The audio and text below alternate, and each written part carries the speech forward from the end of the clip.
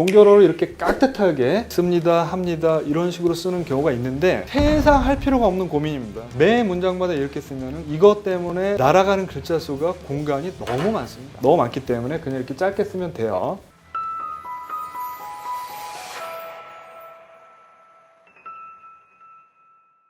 자, 자소서 면접을 보겠습니다. 공백제 1500자고 공백 포함 아닙니다. 다시 말씀드립니다만은 막판에 이제 그런 학생들이 너무 많아서 공백 포함 1500자로 쏘는 학생들이 있습니다. 그러면 너무 아까운 거죠. 영역 배분은 딱히 없고 자기도 학습 콘텐츠 권장 개수가 3개입니다. 뭐 2개를 써도 뭐 큰 상관은 없는데 항상 이제 학교 설명회에서는 뭐 다양한 모습을 보고 싶다. 한 3개 정도를 쓰라고 이야기를 하고 있기 때문에 그냥 학교 기준에 맞춰주는 것이 좋겠습니다. 그런데 분명히 말씀드립니다만은 2개를 썼다고 불합격하는 것은 아닙니다. 자, 면접 시간은 16분이고 작년부터 16분이 됐죠. 문항 출전은 자소서입니다. 자소서. 학생부에서도 낼 것처럼 이제 이야기는 하는데 듣고 그냥 넘기시면 되고 사실은 출처는 자소서다. 그다음에 꼬리 질문이 이제 계속 나옵니다.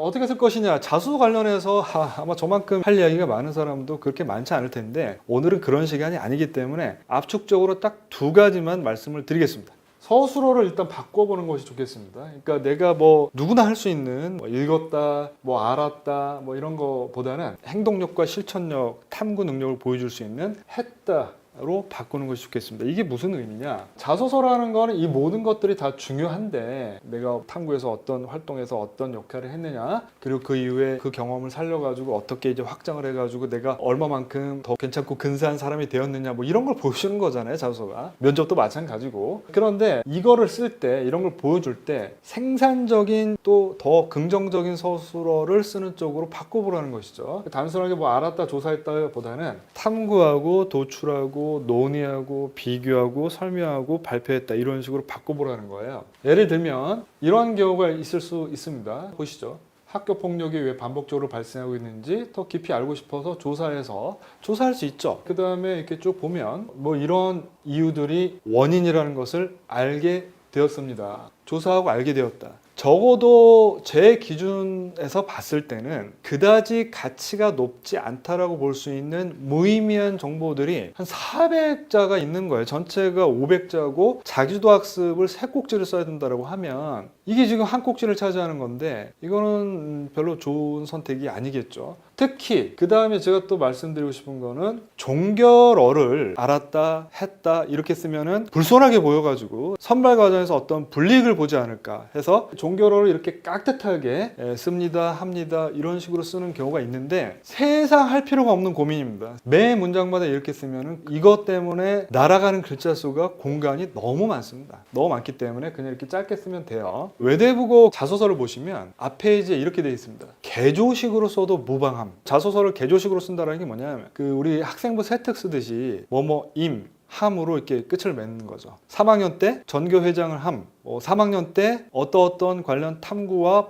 발표 활동을 함 이렇게 써도 된다라는 거예요. 저는 무방하다라는 거예요. 그런데 현실적으로 자소서도 이제 글이잖아요. 글을 그렇게 쓰는 사람은 없기 때문에 글 형태를 내러티브를 갖추게 됩니다만은 종결어를 이렇게 쓸 필요가 없다. 여러분들의 합격 불합격 여부와는 아무 상관이 없다라는 말씀을 드리고 그래서 이 질문을 받았는데 이게 좀 질문이 이렇게 자소서가 별로라서 그랬는지 이런 질문이 나왔단 말이죠. 면접 전형에 합격하고 싶은 욕구와 집단 내에서 우위에 올라오고 싶은 욕구. 집단 내에서 우위에 올라오고 싶은 욕구가 아까 뭐라고 그랬죠? 학교 폭력의 원인 중 하나임을 알게 되었다고 했잖아요. 근데 지금 이걸 엮어가지고 물어보고 그 다음에 영향을 줄 수 있는 요인 3가지를 말해보라는 문제가 나왔습니다. 학생이 너무 당황을 했죠. 상당히 좀 포인트가 벗어난 질문이 아니었는가 개인적으로 생각을 해보고 자 그러면 이걸 이렇게 바꿀 수 있다는 얘기죠. 같은 소재와 같은 활동이라고 하더라도 같은 경험이라고 하더라도 이렇게 바꿔볼 수 있다는 거죠. 자, 학습하고 조사하였다. 당연히 뭐 쓸 수는 있죠. 전혀 안 쓰고 글이 이루어질 수 있겠습니까? 하지만 대부분의 서술어를 그런 식으로 해서는 안 된다는 것이고 서술어 중심으로 한번 보도록 하겠습니다. 중심으로 다양한 해결 방안을 논의하였고 어떤 해결 방안을 도출하였고 탐구 내용을 정리했고 그래서 어떤 논설문을 써가지고 교지에 발표하였고 이때 무엇이 문제 해결의 본질이라는 점을 강조하였다. 자 이렇게 서술어를 실천력과 행동력과 이런 것들 긍정적인 생산적인 능력을 보여줄 수 있는 부분으로 그런 서술어로 바꾸니까 어떻죠? 느낌이 확 달라지잖아요. 자, 두 번째 이제 말씀드리고 싶은 거는 이런 경우가 매우 많습니다. 이게 뭐냐면 외부 활동, 자소서에 쓸 수 없는 공교육 이외의 외부 활동, 공교육 바깥의 외부 활동, 그 다음에 영재원 활동이 있을 수 있잖아요. 근데 그 중에서 이제 자소서에 꼭 쓰고 싶은 게 있을 수 있지 않습니까? 그럴 경우에는 가장 좋은 방법은 이거죠. 공교육 내에서 한번 해보는 거예요. 재연을 해보고, 근데 재연할 때 이왕이면 새로운 관점에서 해보는 것도 나쁘지 않겠죠. 다른 이 학생 같은 경우에는 비용이 들어가는 학교 외부 활동을 한 겁니다. 대기업에서 운영하는 그 외부 활동을 꼭 쓰고 싶은데 쓰면 안 되잖아요. 기재배제 상황이니까. 그래서 이것을 이렇게 바꿔볼 수 있는 거죠. 실제로 뭐 지구과학 동아리 하고 있다고 하니까 거기서 한번 해봐라. 그래서 자, 서술어 중심으로 한번 보도록 하겠습니다. 탐구를 진행을 했고 사이트를 탐색을 했고 실제로 분류하였고 또 어떤 것을 해결 핵심 과제로 선정을 했고 세 팀으로 나누어서 계산에 착수하였고 내가 팀장을 맡아가지고 탐구 전반을 주도하였다. 이런 식으로 가야지 좋겠다라는 말씀을 드립니다. 그다음에 이제 면접 말씀을 좀 드리겠습니다.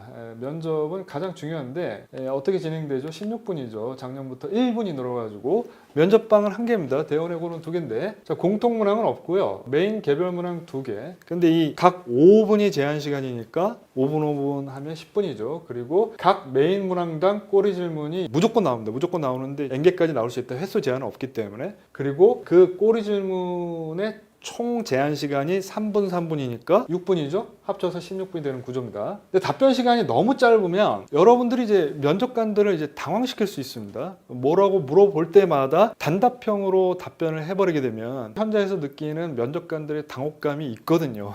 그래서 면접관들을 당황시키지 말고 자기가 쌓아온 경험을 충분히 좀 풀어내면 좋겠다. 시간이 넘친다면 그쪽에서 제지를 할 거고요. 시간이 모자란다면 추가 질문을 많이 던질 텐데 불필요하게 추가 질문을 많이 받으면 학생 여러분도 좀 피곤하겠죠. 그래서 적당한 수준으로 내가 주도권을 가지고 내가 말을 많이 해야지 좋겠다. 이런 말씀 드리겠습니다. 자, 그다음에 면접까지 연결되는 이제 준비를 하셔야 되는데 면접이라는 거는 내가 자소서에 쓴 문장이 살아 움직여서 질문으로 바뀌는 순간이다. 이렇게 생각을 하시면 되겠습니다. 특히 내가 어떤 그 활동에서 어떤 역할을 했는지 그리고 그것이 나를 어떻게 바꿨는지 어떻게 성장시켰는지 쓰고 그다음에 면접을 준비할 때는 이런 경우가 많아요. 현재 이슈랑 연결해서 확장적으로 재해석을 해보는 게 좋습니다.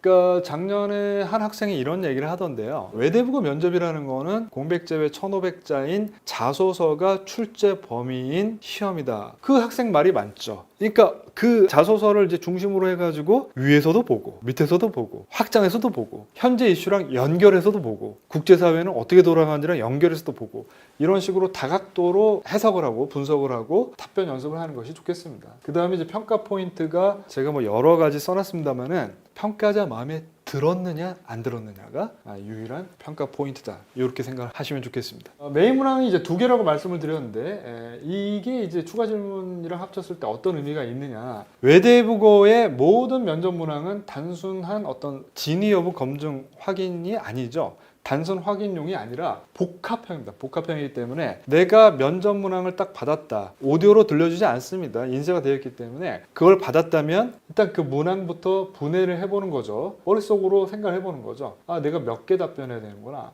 아, 이렇게 순차적으로 답변하면 되겠구나. 보통 순차적으로 답변하죠. 그러면 어렵지 않습니다. 그래서 구조화해서 내가 이 탐구나 어떤 활동을 했을 때 어떤 역할을 했는지에 초점을 맞춰가지고 설명을 잘 하면 되겠습니다. 네, 보통 추가 질문 같은 경우에는 본 답변에서 평가자가 더 알고 싶었던 부분을 묻는 경우가 많기 때문에 그리고 아직 의구심이 해결되지 않은 경우에 그 의구심을 해결하려는 질문을 던지는 경우가 많기 때문에 거기에 대해서 잘 대비를 할 수 있으면 좋겠고 실제 경험이어야 되죠. 가장 좋은 대비 전략은 실제 경험이었느냐 아니냐가 준비 전략이 될 수 있겠습니다. 그 다음에 이게 또 중요한데 답변을 암기하려는 학생들이 있습니다. 아주 안 좋은 거죠. 자, 그 어떤 리더도 말이죠. 자, 우리가 이제 뭐 대국민 연설을 한다 라고 했을 때 원고지 하나를 들고 외울 능력이 없으니까 원고지에 콜을 받고 말이죠. 그걸 줄줄 읊조리는 그런 리더가 무슨 설득력을 발휘할 수 있습니까? 국민들에게.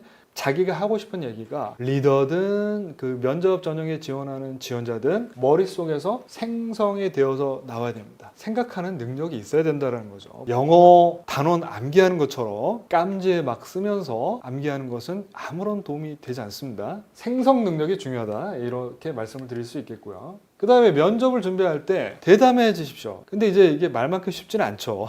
그래서 이제 학생들 중에서 약의 힘을 빌리는 경우가 있는데, 저는 사실은 이거 뭐 꼭 이렇게까지 해야 되나 뭐 추천하는 방법은 아닙니다. 면접약이라고 알려져 있는 약들이 있어요. 먹으면은 심장박동을 인위적으로 천천히 뛰게 합니다. 우리가 이제 긴장하거나 교감신경이 활성화되면 심장이 쿵쿵쿵쿵 뛰잖아요. 이런 것들을 인위적으로 억제시키는 약인데, 그런데 이게 부작용이 있을 수 있기 때문에 뭐 꼭 이런 것까지 먹고 들어가야 되겠느냐, 저는 이렇게 생각을 하고 그냥 일상생활 속에서 훈련을 하십시오. 주어진 상황에서 공교육 내에서 이런 기회를 적극적으로 활용을 하는 거예요. 토론이라든가 발표 기회를 적극적으로 활용해서, 이게 중요합니다. 내가 남에게 관찰당하는 상황에 익숙해지도록 할 필요가 있습니다. 왜냐하면 모든 사람이 다 그런 특성을 갖고 있는데, 우리는 남을 관찰하는 상황에서는 괜찮아요. 마음이 편안합니다. 심장이 뛸 이유가 없죠. 그런데 갑자기 남에게 관찰당하는 상황이 되면, 예를 들면 발표해야 될 때 선생님이 3번 누구누구 이거 발표해봐 하면은, 갑자기 선생님을 관찰하던 상황에서 이제는 자기가 관찰당하는 상황으로 상황이 변형된단 말이에요. 그때부터 심장이 쿵쿵쿵쿵 뜁니다. 그렇게 반응하도록 우리 인간이 진화했다라는 게 학자들의 주장이고 상당히 일리가 있다고 생각합니다. 그렇기 때문에 일상생활 속에서 남에게 관찰당하는 상황에 자기 자신을 꾸준히 노출시킬 필요가 있다. 약의 힘을 빌리는 것보다는.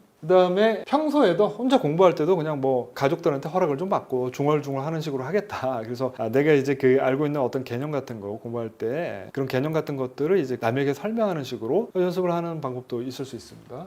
그 다음에 이제 일상훈련 두 번째는 밝고 뭐 긍정적인 표정을 가져보는 거죠. 이게 중요하기 때문에 그런 쪽으로 갈 거예요. 뭐 이제 대입도 지금 그런 쪽으로 가고 있다고 말씀을 드렸잖아요. 똑똑하긴 한데 애가 나사가 좀 빠진 것 같고 그다지 뭐 뽑고 싶지는 않고 그런 느낌을 줄 수는 있거든요. 면접이 중요해지니까. 그래서 가장 좋은 일상생활 속 대비 전략은 똑똑하면서 호감을 줄 수 있는 그런 학생이 되는 것이다. 그래서 일단 표정 관리부터 해야 되겠죠. 일단 면접장에서 가장 좋은 거는 밝고 생산적이고 긍정적인 표정이겠죠. 공포의 표정이라든가 슬픔의 표정이라든가 놀람의 표정이라든가, 유니버셜 이모션이라고 해서 심지어 이런 표정을 한 번도 보지 않은 시각 장애인들도 이런 감정을 느꼈을 때 똑같이 이런 표정을 짓는다고 되어 있습니다. 그래서 이런 것들을 좀 신경 써서 일상생활을 살아갔으면 좋겠다. 저는 항상 학생들한테 처음 만날 때부터 이야기를 해줍니다. 자, 이제 정리를 해보도록 하겠습니다. 제가 지금 KNS에서도 이제 진행을 하고 있기 때문에 크게 이제 세 축으로 진행이 되는데, 컨설팅이 있고요. 그 다음에 자소서라든가 면접에 대한 구체적인 코칭이 있습니다. 그래서 우리 외대부고를 준비를 할 때 이 준비는 시점도 다르고 학생마다 수준이 다르고 그렇기 때문에 결과적으로 출발점이 다를 수밖에 없는 거거든요. 그래서 그 출발선에 맞게 무엇이 효율적일지 한번 고민을 해볼 수 있습니다. 이 과정에서. 그래서 아까 이제 뭐 원장님도 말씀하셨습니다만은 KNS에 이제 문의를 주시거나 아니면 검색을 하셔서 이제 블로그가 있습니다. 블로그 톡톡으로 문의를 주시면 저희 조교 선생님께서 친절하게 상담을 해주실 겁니다. 참고로 그냥 서범석이라고만 치면은 뮤지컬 배우 서범석 씨가 나오기 때문에 소장까지 붙여주시면 제가 바로 나옵니다. 그래서 제가 준비한 거는 오늘은 여기까지고요. 모쪼록 도움이 되셨으면 좋겠습니다. 여기까지 하도록 하겠습니다. 예, 감사합니다.